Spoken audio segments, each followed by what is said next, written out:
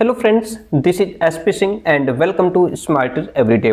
प्यारे दोस्तों, बात करेंगे BEd second semester Kanpur university की, जो आपकी 8 मई से परीक्षा शुरू हो रही है, उसको टारगेट करते हुए आज हम लोग जो आपका फोर्थ सब्जेक्ट है पर्यावरणीय शिक्षा, इसको समझेंगे, इसको डिस्कस करेंगे। इसके सुपर 100 क्वेश्चंस रहेंगे और इसी तरीके के क्वेश्चंस आपको एग्जाम में देखने को मिलने वाले हैं। तो आज की क्लास आपके लिए बहुत इंपॉर्टेंट होने वाली है। यदि आप चैनल पर नए हो तो प्लीज सब्सक्राइब जरूर कीजिएगा।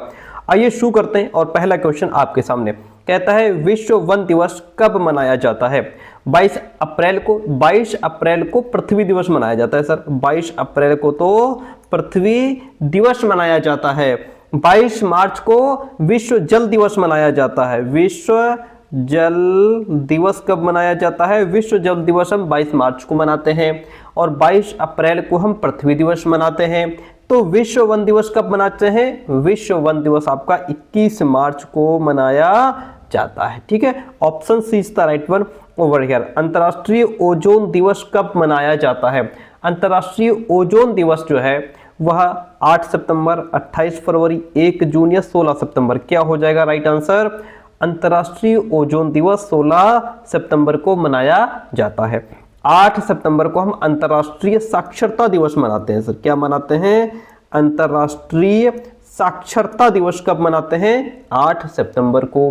28 फरवरी को हम राष्ट्रीय विज्ञान दिवस मनाते हैं। ओके, प्रश्न के अकॉर्डिंग हम जाएंगे ऑप्शन नंबर डी के साथ में। इतनी बात क्लियर है। इनमें से कौन पर्यावरण के विघटन के कारक हैं? पर्यावरण के विघटन के कारक जो प्राकृतिक कारक हैं, उनकी वजह से भी पर्यावरण का विघटन हो रहा है और मानवीय क्रियाओं के कारण भी पर्यावरण का विघटन हो रहा है।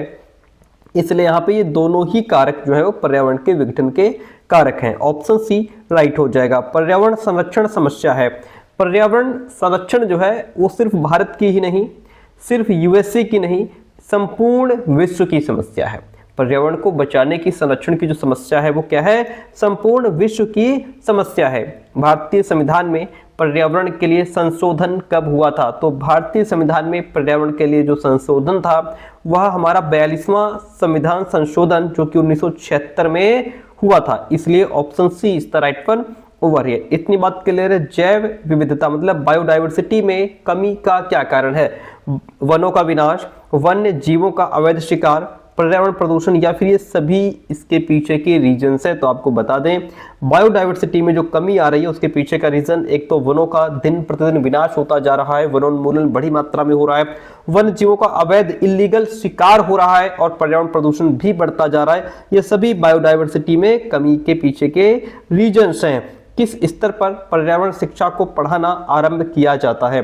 प्राथमिक स्तर पर, माध्यमिक स्तर पर, महाविद्यालय स्तर पर या फिर इनमें से कोई नहीं? तो पर्यावरण शिक्षा जो है उसको ठीक ठाक ढंग से हम माध्यमिक स्तर पर ही पढ़ाना शुरू करते हैं। शुरुआत में तो बाकी सब्जेक्ट के साथ कनेक्ट करके उसको पढ़ाते हैं। पर्यावरण शिक्षा का उद्देश्य क्या है? सैद्धांतिक विकास करना या फिर क्रियात्मक विकास करना, भावात्मक, या फिर ये सारे ही ऑप्शन यहाँ पे राइट हो जाएंगे। देखिए, पर्यावरण शिक्षा एनवायरमेंटल एजुकेशन का उद्देश्य होता है बालक का हर तरीके से डेवलपमेंट करना, होल मतलब डेवलपमेंट करना, सर्वांगीण विकास करना। अब इसमें सैद्धांतिक विकास, जिसको हम कॉग्निटिव या फिर थ्योरेटिकल डेवलपमेंट भी कहते हैं, पर्यावरण के घटक, उसके समस्याएं और जो हमारा पारिस्थितिक तंत्र है उसके बारे में ज्ञान और अंडरस्टैंडिंग डेवलप करना, ये सैद्धांतिक विकास के अंतर्गत आ जाता है। क्रियात्मक विकास ये हमारा साइकोमोटर या फिर एक्शन बेस्ड डेवलपमेंट होता है। पर्यावरण संरक्षण के लिए स्किल्स डेवलप करना और सक्रिय रूप से जो भी संरक्षण गतिविधियां हैं, जैसे पौधारोपण, वृक्षारोपण करना या स्वच्छता अभियान चला उसमें पार्टिसिपेट करना, ये सब क्रियात्मक विकास के अंतर्गत आते हैं। भावात्मक विकास अफेक्टिव डोमेन, पर्यावरण के प्रति संवेदनशीलता, मूल्यों का विकास, है ना, एक पॉजिटिव पर्सपेक्टिव आपके अंदर डेवलप हो और रिस्पॉन्सिबिलिटी की भावना भी आपके अंदर जागृत करना, ये भावात्मक विकास होता है। चूंकि ये तीनों ही पर्यावरण शिक्षा के अनिवार्य अंग हैं, इसलिए यहाँ पे जो ऑप्शन डी है वो आपका बेस्ट ऑप्शन हो जाता है। कौन सी गैस ग्रीन हाउस प्रभाव उत्पन्न नहीं करती है? CO2, O2, NO या फिर CH4, कौन सी गैस है? तो वो गैस है हमारी ऑक्सीजन। ये ग्रीन हाउस प्रभाव उत्पन्न नहीं करती है, O2 गैस है। ग्रीन हाउस का संबंध है ऑक्सीजन से, नाइट्रोजन से, कार्बन डाइऑक्साइड या फिर ऑक्सीजन। तो आपको बता दें ग्रीन हाउस का जो संबंध है किससे है, कार्बन डाइऑक्साइड से। ग्रीन हाउस प्रभाव जो है कार्बन डाइऑक्साइड ये कह सकते हैं प्रमुख ग्रीन हाउस गैस है। ये वायुमंडल में सूर्य की गर्मी को रोक लेती है, जिससे जो हमारी पृथ्वी है इसका टेम्परेचर बढ़ जाता है। इसे ही ग्रीन हाउस प्रभाव कहा जाता है। ग्लोबल वार्मिंग इसी को कहते हैं। बाकी जो गैसें हैं, ऑक्सीजन हो, नाइट्रोजन हो, है ना, और ये ग्रीन हाउस गैस नहीं है क्योंकि ये गर्मी को सोखने की क्षमता नहीं रखती हैं। इसलिए आपका सी नंबर जो ऑप्शन है वो राइट हो जाएगा। हानिकारक पराबैंगनी किरणों से हमारी रक्षा कौन करता है? हानिकारक पराबैंगनी किरणों से हमारी रक्षा ओजोन परत करती है। सर कौन करता है? ओजोन परत हमारी रक्षा करती है। हरित क्रांति का संबंध किससे है? हरित क्रांति का संबंध कृषि से है। किससे है? हरित क्रांति का संबंध कृषि से है। WWF का पूर्ण रूप क्या है? WWF का पूरा नाम होता है world wildlife fund. World wildlife fund. Environ शब्द किस भाषा से लिया गया है? जो इन्वायरोन शब्द है ये हमारा फ्रेंच भाषा से लिया गया है। देखिए इन्वायरमेंट पूरा शब्द क्या है? इन्वायरोनमेंट है। पूरा शब्द क्या है सर? इन्वायरमेंट। इस शब्द की उत्पत्ति फ्रेंच शब्द इन्वायरोनेर या इन्वायरोन से हुई है। फ्रेंच में इसका मतलब होता है घेरना, जिसको हम कहते हैं टू सराउंड या इन सर्कल। यही कारण है कि हम पर्यावरण को हमारे चारों ओर का आवरण कहते हैं, क्योंकि पर्यावरण ने हमें चारों तरफ से घेरे हुए है। ऑप्शन बी राइट हो गया। पर्यावरण का अर्थ क्या है भाई बताइए? पर्यावरण का अर्थ होता है जो चारों ओर से घेरे हुए है। जो चारों ओर से घेरे हुए है वही हमारा पर्यावरण है। पर्यावरण भौतिक, रासायनिक तथा जैविक दशाओं का योग है। यह कथन किसका है? Fitting, D.H. डेविस, जे स्मिथ या फिर पॉटिंग का है। किसका स्टेटमेंट है ये? आपको बताते चलें कि यह स्टेटमेंट है फिटिंग का है। सर किसका है? फिटिंग का स्टेटमेंट है। इतनी बात क्लियर है। जैविक तत्व में कौन सा तत्व सम्मिलित नहीं है? मानव, बिल्ली, पौधे या फिर जल। देखिए जैविक तत्व, देखिए एलिमेंट्स दो तरीके के होते हैं। एक तो होता है जैविक तत्व, एक होता है हमारा जैविक तत्व, एक होता है अजैविक तत्व। दो चीजें होती हैं, जैविक तत्व, अजैविक तत्व। जैविक जो तत्व होते हैं ये पर्यावरण के जीवित घटक होते हैं। जैसे मानव हो गया, बिल्ली हो गया, कोई जानवर हो गया, पौधे हो गए, ये सब जैविक घटक हैं। ठीक है, तो जैविक तत्व में कौन सम्मिलित नहीं है? जल जो है यह जैविक तत्व में सम्मिलित नहीं है, क्योंकि ये अबायोटिक कंपोनेंट है। ये पर्यावरण के निर्जीव घटक होते हैं, जैसे आपका जल, वायु, मिट्टी, सूर्य का प्रकाश, ये अजैविक तत्वों की श्रेणी में आते हैं। आई बात समझ में? इसलिए यहाँ पे ऑप्शन डी राइट हो जाएगा। पर्यावरण में निम्न में से कौन सा सम्मिलित है? भौतिक तत्व, सांस्कृतिक तत्व, जैविक तत्व या फिर ये सभी? तो आपको बताते चलें कि पर्यावरण में निम्न में से आपके भौतिक तत्व, सांस्कृतिक, जैविक ये सभी सम्मिलित है। सर कौन? ये सभी इसमें सम्मिलित है, क्योंकि देखिए पर्यावरण एक कह सकते हैं एक व्यापक अवधारणा है जिसमें हमारे चारों ओर मौजूद सभी प्रकार के कारक शामिल होते हैं। ये फिजिकल जो एलिमेंट्स हैं इसमें निर्जीव वस्तुएं जैसे वायु, जल, मिट्टी, सौर ऊर्जा, खनिज, ये सब चीजें शामिल होती हैं। जो हमारा सांस्कृतिक तत्व, ये कल्चरल एलिमेंट्स, इसमें मानव के द्वारा निर्मित जो भी सामाजिक, आर्थिक, राजनीतिक व्यवस्थाएं शामिल होती हैं, जो पर्यावरण के साथ मानव का जो रिलेशन है उसको दिखाती है। ये जैविक तत्व, बायोलॉजिकल एलिमेंट्स, इसमें सभी जीवित प्राणी जैसे मनुष्य, पशु पक्षी, पेड़ पौधे, सूक्ष्म जीव, वो सब इसमें शामिल होते हैं। इसलिए यहाँ पे ऑप्शन जो डी है वह आपका बेस्ट ऑप्शन हो जाता है। जैव मंडल के भाग हैं। जैव मंडल के भाग इसमें कौन है भाई? तो इसमें जलमंडल, वायुमंडल, स्थलमंडल, ये सभी जैव मंडल के भाग हैं। जल प्रदूषण का प्रमुख स्रोत क्या है? जल प्रदूषण का सबसे प्रमुख स्रोत जो है वो है SO2 और NO2।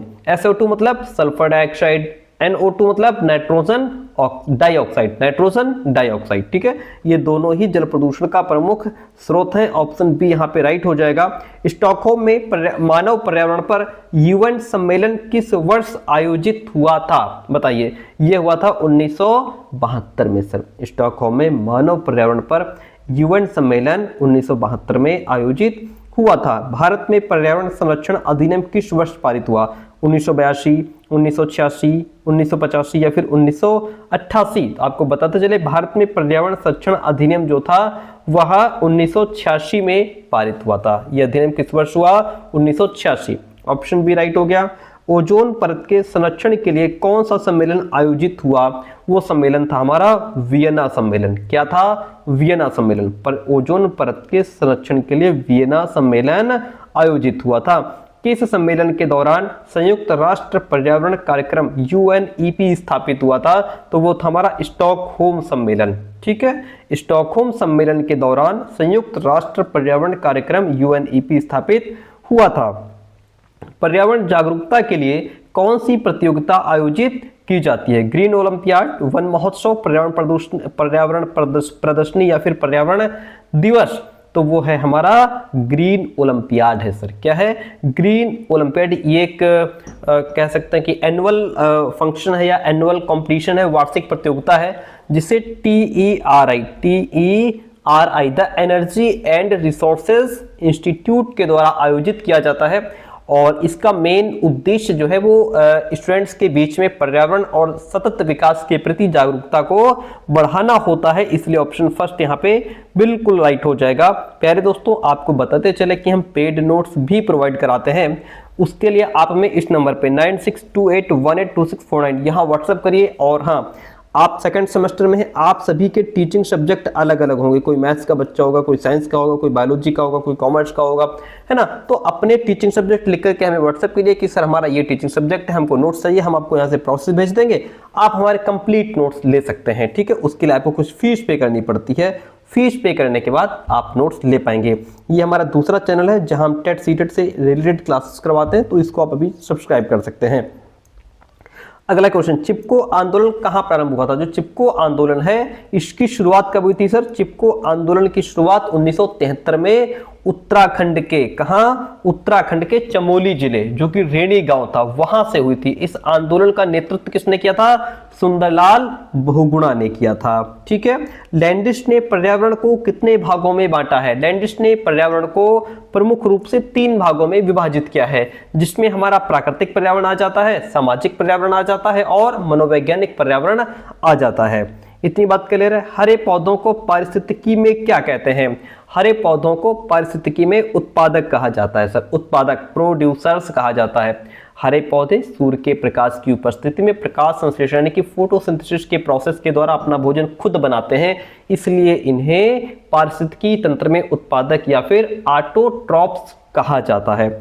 इतनी बात क्लियर है। मानव पर्यावरण संबंध एक डैश संकल्पना है।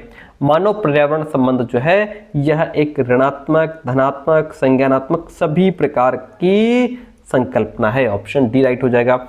अब जैसे अब आप कहेंगे धनात्मक ऋणात्मक दोनों कैसे हो सकता है? देखिए, सबसे पहले धनात्मक की बात कर लो, पॉजिटिव। मानव पर्यावरण संबंध जो है, मानव का और पर्यावरण के बीच का जो संबंध है वो पॉजिटिव है सर। क्या है? पॉजिटिव है। कैसे पॉजिटिव है? जब मनुष्य पर्यावरण के साथ तालमेल बिठाकर रहता है और प्रकृति उसे संसाधन प्रदान करती है, जैसे जंगल से लकड़ियां, औषधियां, बहुत सारी चीजें मिल रही हैं, ये एक पॉजिटिव जो है कि रिलेशन हो गया। ऋणात्मक वो होता है नेगेटिव, जब मानवीय गतिविधियां जैसे प्रदूषण हो गया या वनों की कटाई, इसकी वजह से जब पर्यावरण का नुकसान होता है, संतुलन बिगड़ता है, वो ऋणात्मक है। और संज्ञानात्मक, कॉग्निटिव, ये इस बात पर डिपेंड करता है कि मनुष्य पर्यावरण को कैसे समझता है और उसके प्रति उसकी सोच, जागरूकता, उसका थॉट, उसका पर्सपेक्टिव कैसा है, ये संज्ञानात्मक होता है। तो कुल मिलाकर के यहाँ पे ऑप्शन डी राइट हो गया।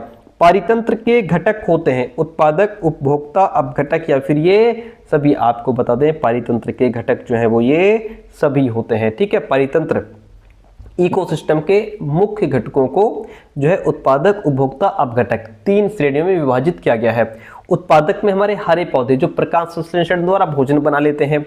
उपभोक्ता कंज्यूमर्स हो गए, जीव जो अपने भोजन के लिए दूसरों पर डिपेंड रहते हैं, जैसे मनुष्य और पशु हो गए। और अपघटक डीकंपोजर्स। ठीक है, option D is the right one over here. आगे बढ़िए। संरक्षण वर्तमान पीढ़ी का भावी पीढ़ी के लिए त्याग है, यह कथन किसका है? यह कथन एल.सी. ग्रे का है। किसका है? एल.सी. ग्रे का है। वर्षा जल संचयन, रेन हार्वेस्टिंग, वर्षा जल संचयन का उद्देश्य क्या है? मछली पालन के लिए और फसलों की सिंचाई के लिए, भूजल पुनर्भरण के लिए या फिर इनमें से कोई नहीं? तो ये हो जाएगा आपका भूजल पुनर्भरण के लिए। किसके लिए? भूजल पुनर्भरण के लिए निम्न में से क्या अटल भूजल योजना का उद्देश्य है? अटल भूजल योजना जो है इसका उद्देश्य क्या है? भूजल प्रबंधन। आपको बता दें अटल भूजल योजना ये भारत सरकार की योजना है जिसे दिसंबर 2019 में लॉन्च किया गया था। ठीक है, कब लॉन्च किया गया? अटल भूजल योजना को 2019 में, दिसंबर 2019 में इसको लॉन्च किया गया था। इसका लक्ष्य क्या था? जो हमारा ग्राउंड वाटर है, ग्राउंड वाटर मैनेजमेंट में इंप्रूवमेंट करना और गिरते जल स्तर को रोकना ही इसका मुख्य उद्देश्य था। इसलिए ऑप्शन डी राइट हो जाएगा।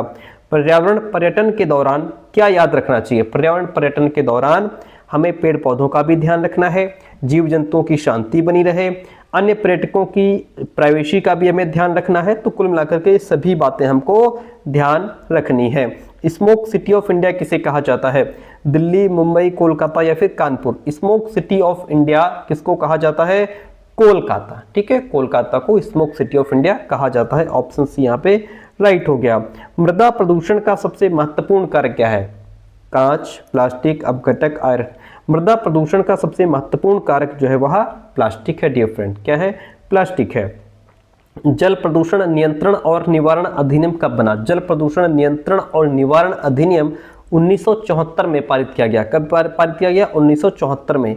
योजना विधि के जनक कौन थे? किलपैट्रिक। कौन थे? किलपैट्रिक। योजना विधि किस दर्शन पर आधारित है? जो योजना विधि है यह प्रयोजनवाद पर आधारित है। किस पर? प्रयोजनवाद पर। हम बहुत फास्ट पढ़ा रहे हैं बिकॉज अब समय बहुत कम है। निम्न में से कौन सी विधि परंपरागत विधि कहलाती है? व्याख्यान। परंपरागत मतलब जो बड़ी परंपराओं से चली आ रही है, बड़े पुराने समय से चली आ रही है, वो विधि कौन सी है? वह सर व्याख्यान विधि है। कौन सी विधि है? व्याख्यान विधि, लेक्चर मेथड है ना, ये हमारी परंपरागत विधि होती है। भ्रमण विधि का उदाहरण क्या हो जाएगा? प्रयोगशाला विधि, सुक्राती विधि, आगमन या फिर निरीक्षण विधि। देखिए जब भ्रमण, जब बच्चा किसी फील्ड ट्रिप पे जाता है, टूर पे जाता है, घूमने के लिए जाता है, तो वहां चीजों को वो ऑब्जर्व करता है। क्या करता है? ऑब्जर्व मतलब निरीक्षण करता है ना।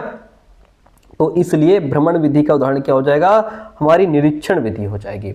इसको क्या कहते हैं? Field trip method. इस विधि में छात्र जो है वो अपने क्लास से बाहर किसी भी कोई भी स्थान, जैसे किसी बगीचे में, कहीं चिड़ियाघर या कोई हिस्टोरिकल प्लेस पर घूमने चले जाते हैं।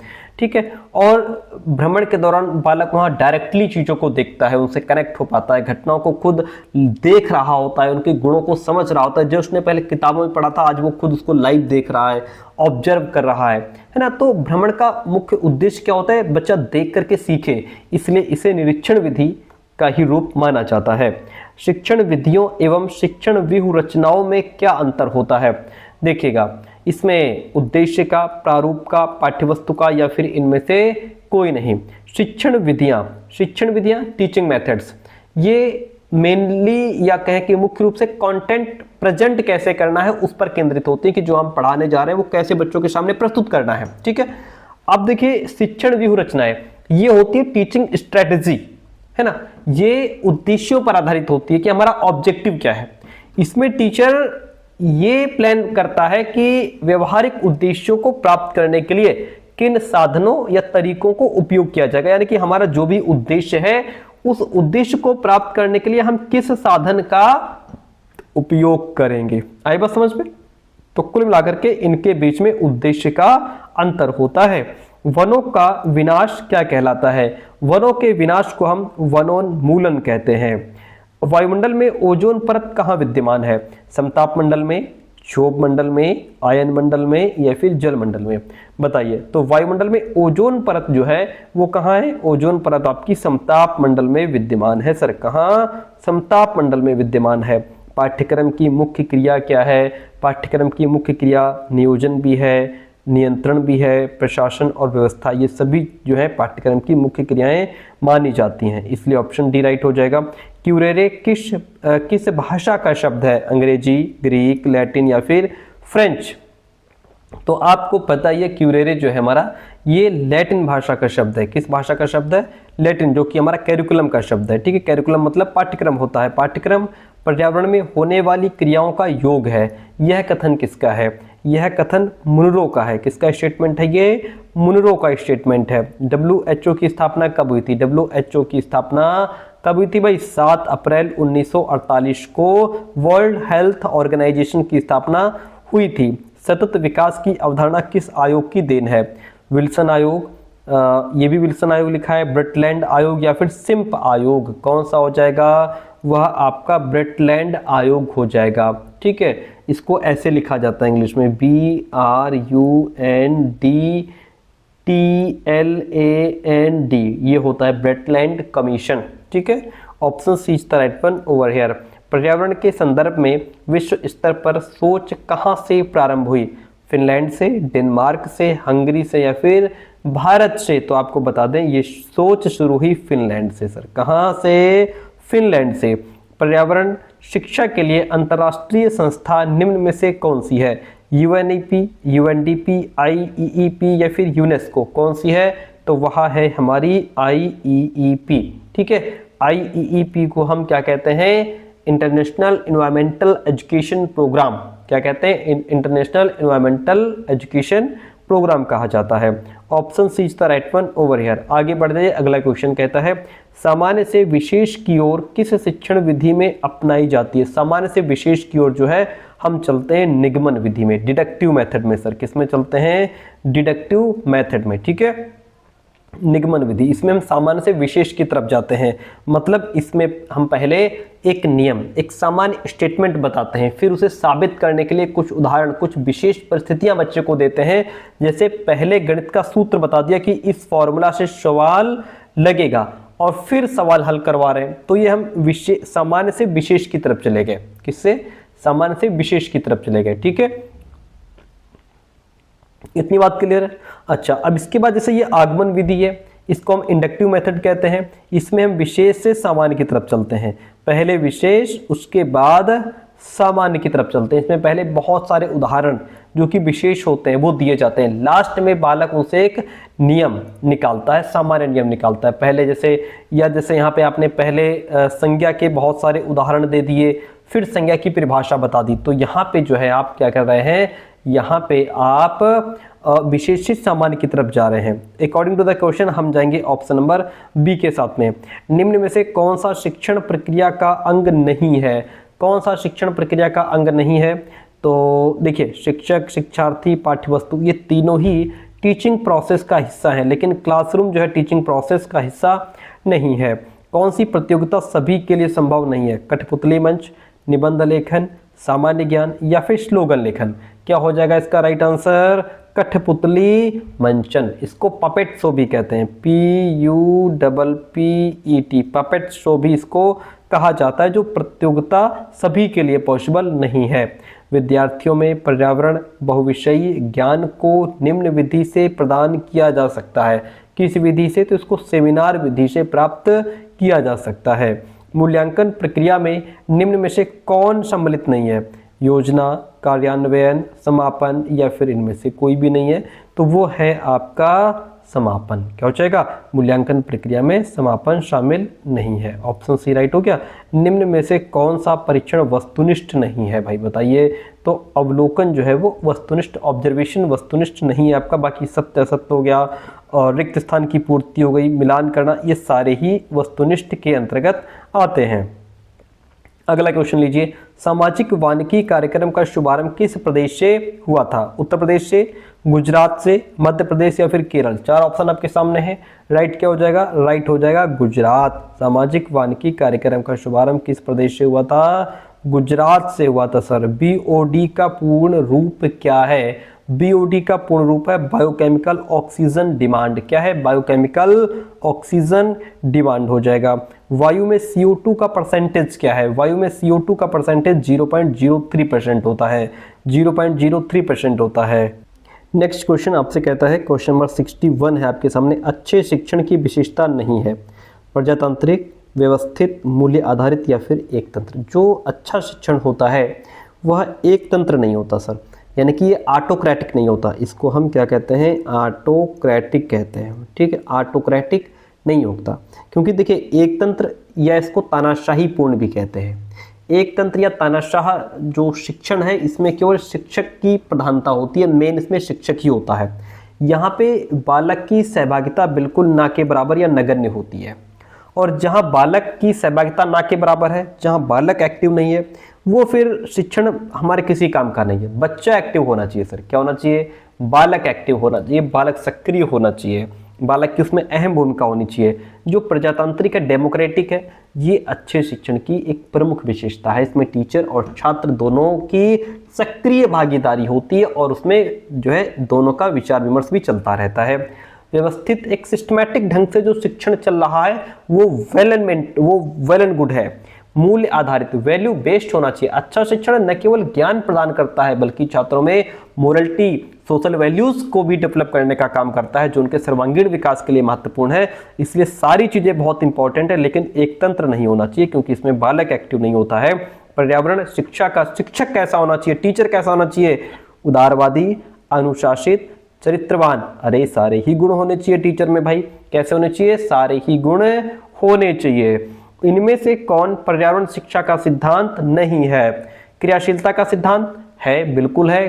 प्रिंसिपल ऑफ एक्टिविटी जिसे कहते हैं पर्यावरण शिक्षा में, क्योंकि यहाँ पे बालक खुद एक्टिव है, लर्निंग बाय डूइंग पर जोर दिया जाता है।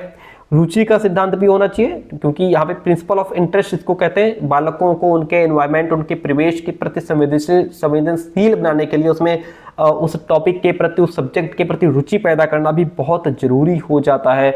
और प्रिंसिपल ऑफ एरर, जो भी लर्निंग प्रोसेस है उसमें गलतियां होना स्वाभाविक है, उनमें सुधार करना भी एक सामान्य हिस्सा होता है, जिसे कई शिक्षण सिद्धांतों में शामिल किया जाता है, जो कि यहाँ भी इंक्लूड है। लेकिन मनोरंजन का सिद्धांत हो सकता है लेकिन उतना इंपॉर्टेंट यहाँ पे नहीं है, ठीक है। इसलिए ऑप्शन जो डी है वो यहाँ पे राइट हो जाएगा। किस विधि में पत्र वाचन के बाद सहभागी प्रश्न पूछे जाते हैं? कहाँ पे? तो वो सेमिनार में, ठीक है। सेमिनार इस विधि में किसी विशेष विषय पर एक शोध पत्र यानी कि एक सिंपल पेपर होता है, पढ़ा जाता है और उसको पढ़ने के बाद, ठीक है, वहाँ उपस्थित जो भी पार्टिसिपेंट्स होते हैं, जो सहभागी होते हैं, उस विषय पर चर्चा करते हैं, क्वेश्चंस पूछते हैं, है ना। इसका मुख्य उद्देश्य क्या होता है? डीप डिस्कशन और ज्ञान का आदान प्रदान करना होता है। इसलिए फर्स्ट ऑप्शन आपका राइट हो जाएगा। समस्या समाधान विधि के कितने पद हैं? समस्या समाधान विधि के 6 पद बताए गए हैं सर। कितने? 6 पद। सबसे पहले तो समस्या का चयन करो, ठीक है। सबसे पहले समस्या को पहचाना जाए और उसको डिफाइन किया जाए कि आखिर प्रॉब्लम कैसी है। फिर उसका क्या सॉल्यूशन हो सकता है, परिकल्पना का निर्माण जिसको कहते हैं। फिर आप हाइपोथेसिस करो कि इसका क्या आंसर हो सकता है। फिर उसके बारे में जो आपने अनुमान लगाया, फिर उससे रिलेटेड फैक्ट इकट्ठा करो। क्या करो? फिर तथ्यों का एकत्रीकरण करो, जानकारी इकट्ठा करो, डेटा कलेक्ट करो। फिर आपने जो फैक्ट इकट्ठा कर लिए, जो डेटा कलेक्ट कर लिया, आप उसको एनालिसिस करो, वो हमारे काम का है भी कि नहीं है। मतलब यहाँ पे आप विश्लेषण करेंगे। कितने होगा? 1 2 3 4 5 नंबर पे अब आप क्या करेंगे? यहाँ पे कंक्लूजन यानी कि निष्कर्ष निकालेंगे और फिर लास्ट में 6ठे नंबर पे जाकर के मूल्यांकन करेंगे, सत्यापन करेंगे। जो भी निकाला गया सॉल्यूशन है उसकी जांच करेंगे कि वो कितना इफेक्टिव रहा। इसलिए first option is the right one over here. किसी स्थिति में एक समस्या उत्पन्न होती है जिसमें कठिनाई निवारण की आवश्यकता महसूस होती है, यह कथन किसका है? यह कथन जो है वह योकम एवं सिम्पसन का है सर। किसका है? योकम एवं सिम्पसन का है। शैक्षिक भ्रमण की उपयोगिता क्या है? जो आप बच्चों को घुमाने फिराने ले जाते हो उसकी उपयोगिता क्या है? भ्रमण विद्यार्थियों के सीखने में रुचि बढ़ाते हैं। बिल्कुल सही बात है। मान लीजिए आज आप कारखाने के बारे में पढ़ा रहे हैं तो सिर्फ बच्चा किताबी ज्ञान प्राप्त कर रहा है, लेकिन जब आप उसको डायरेक्ट कारखाना ले जा करके बच्चे को दिखाओगे, आज आप बैंक के बारे में पढ़ा रहे थे लेकिन एक दिन आप ले जा करके बैंक को डायरेक्ट बच्चे को दिखाते हो कि ये बैंक होती है, हम इसकी बात करते हैं, ये इसमें कैश होता है, ये कैशियर होता है ना, ये इसका मैनेजर होता है, यहाँ पे ये लेखा जोखा होता है, ठीक है, ऐसे पैसे निकाले जाते हैं, ये विड्रॉ है, ये जमा पर्ची होती है, ये चेकबुक होती है ना। ये सारी चीज़ें बच्चों को वहाँ ले जा करके दिखाएंगे तो बच्चों को ज़्यादा समझ में आएगा। तो सीखने से रुचि बढ़ती है, भ्रमण से प्राप्त अनुभव सही, प्रामाणिक और रियल होता है, विद्यार्थी अपने आसपास के वातावरण से भली भांति परिचित हो जाता है। तो शैक्षिक भ्रमण की उपयोगिता से ये सारी ही चीज़ें यहाँ पे ठीक हो जाती हैं। पर्यावरण शिक्षा के शिक्षक को पाठ्य योजना बनाते समय किस बात का ध्यान रखना चाहिए? तो यहाँ पे टीचर को शिक्षण उद्देश्य और शिक्षण विधियाँ क्या हैं, इन दोनों ही बातों का ध्यान रखना चाहिए। इनमें से कौन पर्यावरण संरक्षण से संबंधित नहीं है? वृहद वृक्षारोपण, अगर आप बड़े स्तर पर पेड़ लगा रहे हैं मतलब आप पर्यावरण को बचाने का काम कर रहे हैं। वनोन्मूलन तो पेड़ काटना हो गया, जंगल को आप बिल्कुल जड़ से उखाड़ फेंक रहे हो, जंगल का विनाश कर रहे हो, ये पर्यावरण संरक्षण से संबंधित नहीं है। जलाशयों की सफाई करना, प्राकृतिक संसाधनों का संरक्षण, ये सभी पर्यावरण संरक्षण से संबंधित हैं, लेकिन वनोन्मूलन इससे संबंधित नहीं है, इसलिए ऑप्शन बी राइट हो जाएगा। इनमें से कौन पर्यावरण कार्यशाला का उदाहरण नहीं है? कौन नहीं है? तो देखिए वो है पीपीटी एवं गूगल फॉर्म बनाने हेतु कार्यशाला। ये आपका पर्यावरण कार्यशाला का उदाहरण नहीं है, इसलिए ऑप्शन बी यहाँ पे राइट हो जाएगा। इनमें से कौन ज्ञानात्मक पक्ष की क्रिया है? स्मरण करना, तुलना करना, मिलान करना, विश्लेषण करना। क्या हो जाएगा? वो हो जाएगा हमारा विश्लेषण करना। ठीक है, ज्ञानात्मक पक्ष की क्रिया क्या है? विश्लेषण करना। मूल्यांकन के उपकरण क्या है भाई? प्रश्नावली, अनुसूची, मिलान सूची, ये इन सभी के माध्यम से हम बच्चे का मूल्यांकन कर सकते हैं, इसलिए ऑप्शन डी राइट हो जाएगा। अनुकूलन खाली भूमि या स्थान पर समय के साथ साथ वनस्पतिक समुदायों के क्रम में होने वाले परिवर्तन है। यह कथन किसका है? यह कथन ओडम का है सर। किसका है? यह कथन ओडम का है। घास स्थलीय पारितंत्र में संख्या का पिरामिड कैसा होता है? तो ये जो पिरामिड है वो सीधा होता है। घास स्थल पारितंत्र यानी कि ग्रासलैंड इकोसिस्टम में संख्या का पिरामिड हमेशा सीधा होता है सर। क्या होता है? सीधा। वायुमंडल का वो क्षेत्र जिसमें बादलों का बनना, बिजली कड़कना और तूफानों का होना पाया जाता है, ये घटनाएं किस परत में होती हैं? समताप मंडल में, क्षोभ मंडल में, मध्य मंडल में या फिर आयन मंडल में? तो आपको बताते चलें कि ये सारी ही घटनाएं क्षोभ मंडल में होती हैं, जिसको हम ट्रोपोस्फियर कहते हैं। ये वायुमंडल की सबसे निचली परत होती है। ठीक है, मौसम से संबंधित सभी घटनाएं, बादलों का बनना, बारिश होना, बिजली कड़कना, तूफान, आंधी, सारी घटनाएं इसी परत में होती हैं और यहीं पर हम लोग रहते हैं। ठीक है, जो समताप मंडल है ये परत बादलों और मौसम की हलचल से बिल्कुल फ्री होती है। यहाँ पे कोई जो है आंधी तूफान नहीं आता है और यहीं पे इसी में हवाई जहाज उड़ाए जाते हैं, इसी परत में। ठीक है, और समताप मंडल यहीं पे इसी में ओजोन परत भी पाई जाती है। जो मध्य मंडल है ये वायुमंडल की तीसरी परत होती है। अंतरिक्ष से आने वाले उल्कापिंड इसी परत में जल करके राख हो जाते हैं। फिर आती है आपकी आइनोस्फेयर। ये परत रेडियो संचार के लिए इंपॉर्टेंट होती है क्योंकि ये पृथ्वी से भेजी गई रेडियो तरंगों को वापस परावर्तित कर देती है। अकॉर्डिंग टू द क्वेश्चन हम जाएंगे ऑप्शन नंबर बी के साथ में। इकोलॉजी शब्द अर्नेस्ट हीकल ने दिया था सर। इकोलॉजी शब्द किसने दिया? अर्नेस्ट हीकल ने दिया था। सामान्य रूप से आहार श्रृंखला में कितनी कड़ियां होती हैं? तो इसमें 3 कड़ियां बताई गई हैं। कितनी? आहार श्रृंखला में 3 कड़ियां होती हैं। जीव मंडल के आवरण की परत सामान्यतः कितनी मोटी होती है? तो ये 5 से 10 किलोमीटर तक होती है। कितनी मोटी? 5 से 10 किलोमीटर की मोटी परत होती है। भारत में सर्वाधिक क्षेत्र में मैंग्रोव वन पाए जाते हैं।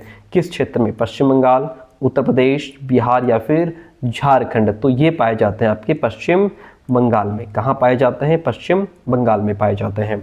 इतनी बात कर ले रहे हैं, इतने क्वेश्चंस कंप्लीट होते हैं। केंद्रीय मरुस्थल अनुसंधान संस्थान कहाँ स्थित है? झांसी में, उदयपुर में, जोधपुर में या जबलपुर में? क्या होगा राइट आंसर? तो केंद्रीय मरुस्थल अनुसंधान संस्थान जो है ये राजस्थान के जोधपुर जिले में स्थित है सर। कहाँ? राजस्थान के जोधपुर जिले में स्थित है। राष्ट्रीय वन नीति के अनुसार देश के भौगोलिक क्षेत्रफल का कितने प्रतिशत भाग वनाच्छादित होना चाहिए? कितने प्रतिशत होना चाहिए? 33.3% होना चाहिए। भारत में वन महोत्सव के जन्मदाता कौन थे? भारत में वन महोत्सव के जन्मदाता के.एम. मुंशी थे, जिन्हें कन्हैयालाल माणिकलाल मुंशी भी कहा जाता है। भारत को कितने बायो जियोग्राफिकल जोन्स में बांटा गया है? 12, 10, 15, 8? कितने? तो इसको 12 भागों में बांटा गया है। कई जगह इसका आंसर 10 भी मिलता है, लेकिन 12 बेस्ट ऑप्शन इसका है। केंद्रीय वन आयोग की स्थापना किस वर्ष हुई थी? केंद्रीय वन आयोग की स्थापना कब हुई थी? 1965 में। ठीक है, जिसको हम सेंट्रल फॉरेस्ट्री कमीशन भी कहते हैं। इसकी स्थापना 1965 में की गई थी। भारतीय वन प्रबंधन संस्थान IIFM कहाँ स्थित है? तो यह आपका भोपाल में स्थित है सर। ठीक है, इसको भारतीय वन प्रबंधन संस्थान, Indian institute of forest management भी कहा जाता है। यह आपका भोपाल में स्थित है। IUCN की पुस्तक में संकटग्रस्त जीवों को किस रंग के पृष्ठों पर दर्शाया जाता है? तो इनको दर्शाया जाता है गुलाबी रंग के पन्नों पर। ओके, जैव विविधता का जनक किसे कहा जाता है? जैव विविधता का जनक किसे कहा जाता है? विल्सन को कहा जाता है। इनका नाम है E.O. विल्सन, नाम है इसका E.O. विल्सन। इन्हें जैव विविधता का जनक यानी कि फादर ऑफ बायोडाइवर्सिटी कहा जाता है। सामुदायिक पर्यावरण कार्य का प्राथमिक लक्ष्य क्या है भाई? तो इसका लक्ष्य है सतत क्रियाओं को बढ़ाना एवं प्राकृतिक संसाधनों की रक्षा करना। Option C is the right one over here. सामुदायिक पर्यावरण कार्य में निम्न में से कौन सी गतिविधि सामान्य है? तो देखिए, स्थानीय खेलों का आयोजन करना, पेड़ लगाना एवं सामुदायिक उद्यान बनाना, शॉपिंग मॉल बनाना या फिर संगीत समारोह का आयोजन करना। भाई कह रहा है कि सामुदायिक पर्यावरण कार्य में कौन सी गतिविधि सामान्य है? तो वह है पेड़ लगाना और सामुदायिक उद्यान बनाना। ऑप्शन बी यहाँ पे राइट हो जाता है। कक्षा में पर्यावरण शिक्षक की प्रथम भूमिका क्या है? जो पर्यावरण शिक्षक है उसकी क्या भूमिका है? स्कूल की नीतियों को सही से लागू करें, पर्यावरण शिक्षा को विभिन्न विषयों में एकीकृत करना, अवकाश के दौरान छात्रों की देखरेख करें या फिर पाठ्येतर गतिविधियों का आयोजन करें। पाठ्यक्रम से संबंधित जो भी गतिविधियां हैं उनका आयोजन करें। क्या करना चाहिए? बेस्ट ऑप्शन है पर्यावरण का टीचर है तो पर्यावरण शिक्षा को विभिन्न विषयों में एकीकृत करना चाहिए उसको। ठीक है, निम्न में से कौन सी गतिविधि कक्षा में पर्यावरण शिक्षक की जिम्मेदारियों से सबसे अधिक जुड़ी हुई है? पर्यावरण के मुद्दों पर चर्चा का नेतृत्व करना, छात्रों के गणित गृह कार्य को ग्रेड देना, शारीरिक शिक्षा की कक्षाएं संचालित करना, विद्यालय बजट का प्रबंधन करना। क्या हो जाएगा इसका राइट आंसर? पर्यावरण के मुद्दों पर चर्चा का नेतृत्व करना, क्योंकि पर्यावरण शिक्षक है वो। ठीक है, तो पर्यावरण से जुड़े जो मुद्दे हैं उन पर चर्चा करेगा, उसका नेतृत्व भी करेगा। उष्णकटिबंधीय वर्षा वनों में वनों की कटाई का मुख्य कारण क्या है? वनों की कटाई का मुख्य कारण है कृषि विस्तार, एग्रीकल्चरल एक्सपेंशन। Agricultural expansion. केंद्रीय गंगा प्राधिकरण का गठन किस वर्ष हुआ था? केंद्रीय गंगा प्राधिकरण का गठन 1985 में हुआ था, जिसको हम सेंट्रल गंगा अथॉरिटी भी कहा जाता है। जून 1985 में हुआ था। विश्व स्वास्थ्य दिवस किस तिथि को मनाया जाता है? विश्व स्वास्थ्य दिवस आपका 7 अप्रैल को। ठीक है, अच्छा 7 अप्रैल 1948 को विश्व स्वास्थ्य संगठन की स्थापना हुई थी, इसलिए इसी दिन को 7 अप्रैल को मनाया जाता है स्वास्थ्य दिवस के रूप में। इनमें से कौन नर्मदा बचाओ आंदोलन से संबंधित है? तो वो हैं आपके मेधा पाटेकर। ये नर्मदा बचाओ आंदोलन से संबंधित है, सिंपल सी बात है। चिपको आंदोलन मुख्य रूप से किससे संबंधित है? चिपको आंदोलन जो है यह वनों की कटाई से संबंधित है, सिंपल सी बात है। भारत के अधिकांश वन्य जीव संरक्षित क्षेत्र किससे घिरे हुए हैं? वन्य जीव संरक्षित क्षेत्र जो है वो मानव बस्तियों से घिरे हुए हैं सर। किससे? मानव बस्तियों से घिरे हुए हैं। किस देश में डोडो पक्षी विलुप्त हो गया? ब्राजील, भारत, पेरू या फिर मॉरिशस? कहाँ विलुप्त हो गया? मॉरिशस में। ठीक है, डोडो पक्षी हिंद महासागर के मॉरिशस द्वीप का मूल निवासी था, जो कि विलुप्त हो गया। चिपको आंदोलन के प्रवर्तक कौन थे? सुंदरलाल बहुगुणा। ठीक है, पांडुरंग हेगड़े जो हैं इन्होंने कर्नाटक में अप्पिको आंदोलन चलाया था। मेधा पाटेकर ये नर्मदा बचाओ आंदोलन से जुड़ी हैं। तो यहाँ पे चिपको आंदोलन जो है वो सुंदरलाल बहुगुणा के साथ में चला जाएगा। अच्छा, ये लास्ट क्वेश्चन है, और अगर आपने अभी तक हमारे नोट्स नहीं लिए हैं तो यहाँ पे व्हाट्सअप करिएगा, अपने टीचिंग सब्जेक्ट लिखिएगा कि सर हमारे ये टीचिंग सब्जेक्ट है, हमको नोट्स चाहिए। हम आपको कंप्लीट प्रोसेस भेज देंगे, आप नोट्स लेकर के अपनी पढ़ाई शुरू कर दीजिए। सबसे बड़ी बात, हम नोट्स में आपको PYQs देते हैं, इंपॉर्टेंट MCQs का कलेक्शन है, शॉर्ट नोट्स आपको प्रोवाइड कराते हैं, और सबसे बड़ी बात जो मार्केट में इजी नोट्स आता है ना, इजी नोट्स, वो भी उसकी भी कंप्लीट PDF बना करके आपको दे देते हैं, ताकि आपको बाहर मार्केट में पैसा खराब ना करना पड़े। ध्वनि की मापक इकाई है डेसिबल। क्या है सर? डेसिबल। ठीक है, कैसी क्लास कमेंट करके जरूर बताइएगा। थैंक यू सो मच, मिलते हैं बहुत जल्दी नेक्स्ट क्लास में।